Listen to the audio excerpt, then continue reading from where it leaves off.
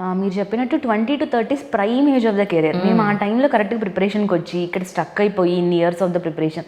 మీరు అన్నట్టు అమ్మాయికైనా అబ్బాయికైనా, అబ్బాయిలకేమో ఇంకా జాబ్ సాధించలేదు అంటారు, అమ్మాయిలకేమో ఇంకా ఎన్నాళ్ళు నా విషయంలో అయితే నువ్వు సాఫ్ట్వేర్ తీసుకొని ఉండొచ్చు కదా, అప్పుడు క్యాంపస్ ప్లేస్మెంట్ వచ్చి హై ప్యాకేజ్ వచ్చినప్పుడు దాన్ని వదిలేసి ఎందుకు అనవసరంగా ఇటువైపు వచ్చావు అంటే ఫస్ట్ 2 years అయిపోయింది, ఇంకా ఇన్నేళ్ళ అనే ప్రెషర్ వచ్చింది.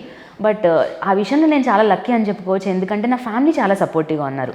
ఫాదర్, మదర్, మా సిస్టర్ వాళ్ళు ఏ పాయింట్ ఆఫ్ టైంలో అయినా భవ్య లేదు ఫైనాన్షియల్గా కానీ ఇది మోరల్గా కానీ నేను సపోర్ట్ చేయలేము అని ఉంటే నేను కూడా ఆగిపోయి ఉండేదాన్నేమో. బట్ లక్కీగా ఎప్పుడూ అనలేదా, మదర్ ఫాదర్ ఇద్దరు చాలా సపోర్టివ్గా ఉన్నారు. మేబీ అది నేను ముందు నుంచి ఎకడమిక్స్లో ఎక్సెల్ అవుతూ ఉండడం వల్ల వాళ్ళకి వచ్చిన ట్రస్టో లేకపోతే తెలియదు, కానీ ఎప్పుడు మధ్యలో 3rd, 4th అటెంప్ట్లో కోవిడ్ టైంలో especially very exam post phone అవుతున్న టైంలో అప్పుడు కూడా లేదు. మధ్యలో గ్యాప్ ఇద్దాం అనుకునే టైంలో వద్దొద్దు ఇవ్వద్దు, యూ కంటిన్యూ యువర్ అటెంప్ట్స్, మేము కంటిన్యూస్గా సపోర్ట్ చేస్తాము, కానీ ప్లాన్ బి అంటూ పెట్టుకోవడం అప్పటి నుంచి స్టార్ట్ చేశాను నేను. కోవిడ్ టైం నుంచి నా 3rd అటెంప్ట్ తర్వాత నుంచి లేదు, if plan A is not working we should also have a plan B అని నేను అప్పటి నుంచి స్టార్ట్ చేశాను. అలా నేను ఏపీఎస్సీ గ్రూప్ 1 ఎగ్జామినేషన్ కూడా రాశాను. దాంట్లో నాకు మండల్ పరిషత్ డెవలప్మెంట్ ఆఫీసర్ MPDO వచ్చింది. 2022లో వచ్చాయి ఆ రిజల్ట్స్. సో లక్కీగా ప్లాన్ బి ఉండడం వల్ల నాకు కొంచెం కుషన్లా హెల్ప్ చేసింది నాకు. కరెక్ట్. బట్ అదర్వైజ్ నాకు ఫ్యామిలీ సపోర్ట్ చాలా ఉంది. ఫ్యామిలీ, ఫ్రెండ్స్ కానీ భవ్య ఇట్స్ ఓకే, నువ్వు ఎప్పుడో మేమంతా సెటిల్ అయినా యూ చేయగలుగుతావు అని నమ్మకం చాలా ఉంచారు.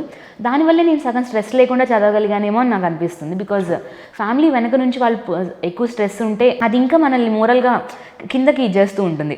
Plus already subject exam clear చేయాలన్న స్ట్రెస్తో పాటు వెనక ఫ్యామిలీ స్ట్రెస్ కూడా ఉంటే it adds so much of burden కదా ప్రిపరేషన్ టైంలో. సో లక్కీగా ఆ వయసు నాకు అటువైపు నుంచి చాలా సపోర్ట్ ఉంది. సో నేను ఓన్లీ చదువు మీద దృష్టి పెట్టి అదంతా కూల్గా ఉండగలిగాను. మీ ఢిల్లీ ఎక్స్పీరియన్స్ ఏమిటి? ఢిల్లీ అంటే ఏమైందంటే నేను పొన్నూరు, గుంటూరు అక్కడక్కడే చదివానండి. ఆల్మోస్ట్ 10th, ఇంటర్మీడియట్, బీటెక్ అక్కడక్కడే ఫినిష్ చేశాను. సో నాకు సడన్గా ఒకసారి ఢిల్లీకి వెళ్ళేసరికి ఒక కొత్త ప్రపంచం. అండ్ అటు ఢిల్లీ ఆ కరోల్ బాగ్, ఓల్డ్ రాజేంద్ర నగర్ ఎలా ఉంటుందంటే కంప్లీట్లీ ప్రిపరేషన్, మొత్తం కోచింగ్ ఇన్స్టిట్యూట్స్, ఒక సపరేట్ వరల్డ్ అది. ఫస్ట్లో వెళ్ళాక నాకు చాలా భయం వేసింది, ఇన్ఫ్యాక్ట్ టెన్షన్ కూడా వచ్చింది కొన్నాళ్ళు. అసలు ఏంటిది, ఎక్కడికి వచ్చాను, కామ్గా అక్కడ ఉండి గుంటూరులో అక్కడక్కడ చూసుకొని ఉంటే బాగుండేది, లేకపోతే హైదరాబాద్ వెళ్ళుంటే బాగుండేదని. It took me lot of time, food wise కానీ క్లైమేట్ వైజ్ కానీ అక్కడున్న ఎస్పెషల్లీ లాంగ్వేజ్ అయినా అక్కడ జనాలు కాస్మోపాలిటన్ చాలా టైం పట్టింది. బట్ ఒక 1 year నేను ఆ బఫర్ టైం చాలా సఫర్ అయ్యాను ఎవ్రీథింగ్. బట్ ఒకసారి అర్థమయ్యాక నాకు I got use to thing I'm someone, నేను కొంచెం అడాప్ట్ అవ్వగలుగుతాను ఈజీగానే.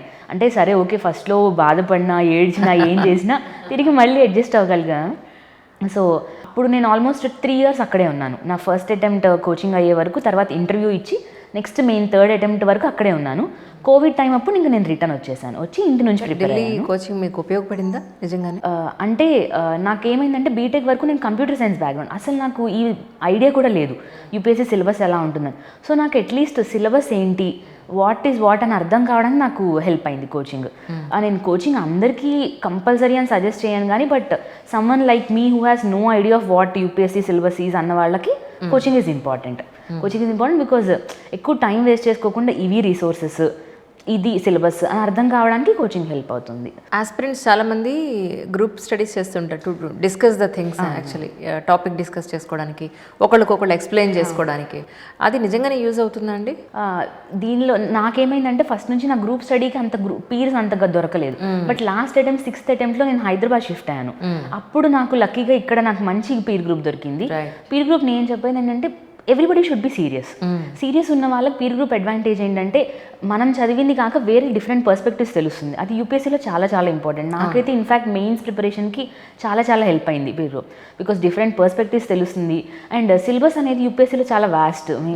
సో అంత వాస్ట్ సిలబస్ ఒక్కళ్ళు కవర్ చేయడం కన్నా వేరే వాళ్ళు కొంచెం చదివి దాన్ని మనకు చెప్పడం, మనం వేరే వాళ్ళకి చెప్పడం, దీని ద్వారా చాలా అడ్వాంటేజ్ ఉంటుందా. But I know everybody is not lucky to have a peer group, because నేను I don't have any peer group till my last అటెంప్ట్లో అప్పుడు నాకు పీర్ గ్రూప్ ఉండడం వల్ల. సో ఇట్ యాక్చువల్లీ కొంచెం చెప్పాలంటే మన ప్రిపరేషన్ని కొంచెం ఈజీ చేస్తుంది peer group. Serious peer group ఉండాలి and everybody should be equally contributing to that group. True. Last year 2023 elimination pattern అంతా మార్చారు అని చెప్పారు. సో మీకు ఎలా అనిపించింది యాక్చువల్లీ? మీరన్నా దానికి రాసింటారు కదా మోస్ట్ ప్రాబ్లీ. ప్రిలిమ్స్ ఏమైందంటే అండి, యాక్చువల్లీ నేను ఫస్ట్ 2 అటెంప్ట్స్ చాలా టఫ్గా ఫీల్ అయ్యాను. ఆ తర్వాత సమ్ ఆర్ అదర్ వే నేను ప్రిలిమ్స్ కొంచెం స్ట్రాటజీ నాకు కొంచెం అర్థమైంది. అంటే you have to read lot of content but at the same time దాన్ని అనలైజ్ చేసుకోవడం అర్థం. సో అప్పటి నుంచి నేను కంఫర్టబుల్గానే 110, 120 స్కోర్స్లో వస్తున్నా. సో నేను ఆ వైజ్ నేను కంఫర్టబుల్గానే ప్రిలిమ్స్ నాకు అర్థమైంది ఏంటంటే ప్రిలిమ్స్ జస్ట్ చదవడం you have to read a lot of things but డెప్త్తో చదవడం పాటు previous papers analysis is very important. Because once you get అసలు అనాలిసిస్ చేసి ఇది అని అర్థమైతే no matter how much pattern change అయినా you can still. But CSAT అనేది ఇట్స్ ఆల్వేస్ డైసీ. సీసాట్ ఈ మధ్య చాలా ఎక్కువ టఫ్ అవుతుంది అన్నది. సో అది దానికి ఇంకా కీ ఏం లేదు, you have to solve as many questions as possible. But 3 prelims mains interview చూసుకుంటే prelims is something that is very unpredictable అని నాకు వెరీ అన్ప్రెడిక్టబుల్. అందుకే చాలా మంది అక్కడ ఆ ఫస్ట్ స్టేజ్ దగ్గర ఆగిపోతున్నారు. బికాజ్ ఎవ్రీ ఇయర్ యూపీఎస్సీ కూడా pattern March it's making it complicated.